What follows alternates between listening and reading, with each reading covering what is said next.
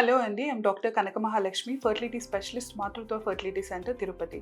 ఈరోజు మనం పీసీఓడి అంటే నీటి బుడగల సమస్య, దాని యొక్క ప్రాబ్లమ్స్ అండ్ మేనేజ్మెంట్ చూద్దాము.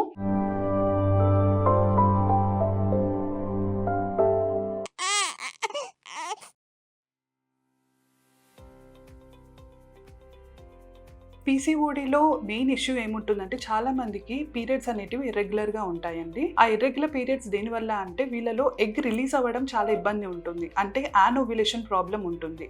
ఇక్కడ నుంచి ఎగ్ అనేది రిలీజ్ అవ్వదు. ఎగ్ రిలీజ్ అవ్వకపోతే స్పర్మ్ తో మీట్ అయ్యి ఫర్టిలైజేషన్ అనేది జరగదు. సో దట్ వాళ్ళు ఇన్ఫర్టిలిటీతో ఇబ్బంది పడుతూ ఉంటారు.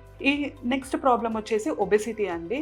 ఈ పీసీఓడిలో ఉన్న వాళ్ళల్లో ఆండ్రోజన్స్ అనేటివి ఎక్కువ ఉంటాయి. హార్మోనల్ ఇంబ్యాలెన్స్ అనేది మెయిన్ ఫ్యాక్టర్. దానివల్ల వాళ్ళు ఒబెసిటీ అండ్ లాంగ్ టర్మ్గా డయాబెటీస్ ఇలాంటి కాంప్లికేషన్స్ కూడా ఫేస్ చేయాల్సి వస్తుంది. సో ఈ పీసీఓడి ఉన్న వాళ్ళల్లో మనము ఎలా ట్రీట్ చేస్తాము? First thing in PCOD is life style modification. ఈ లైఫ్ స్టైల్ మోడిఫికేషన్లో వాళ్ళు డైట్ కరెక్ట్గా తీసుకోవాలండి. More towards protein rich diet, carbs కొంచెం తక్కువ చేసుకోవడము, డైలీ ఎక్సర్సైజ్ చేయడము. ఆ ఎక్సర్సైజ్ చేయడం వల్ల ఏమవుతుందని అంటే మనకు హార్మోనల్ ఇంబ్యాలెన్స్ అనేది సెట్ అయ్యి మనకు ఫర్టిలిటీ అవుట్కమ్ అనేది ఎక్కువగా ఇంప్రూవ్ అవుతుంది. అండ్ మనకు పీసీఓడిలో ఇందాక చూసాము, ఎగ్ రిలీజ్ అవ్వడం అనేది చాలా ప్రాబ్లమ్గా చూస్తున్నాము. సో ఆ ఎగ్ ఇంక్రీజ్ అవ్వడానికి, సైజ్ ఇంక్రీజ్ అవ్వడానికి మనము కొన్ని టాబ్లెట్స్ అనేవి పెట్టడం జరుగుతుంది. దాన్ని ఓవ్యులేషన్ ఇండక్షన్ డ్రగ్స్ అంటాము. ఆ టాబ్లెట్స్ డే 2 నుంచి ఇచ్చి ఫాలికల్ ఎలా పెరుగుతుందో చెక్ చేస్తాము అనమాట.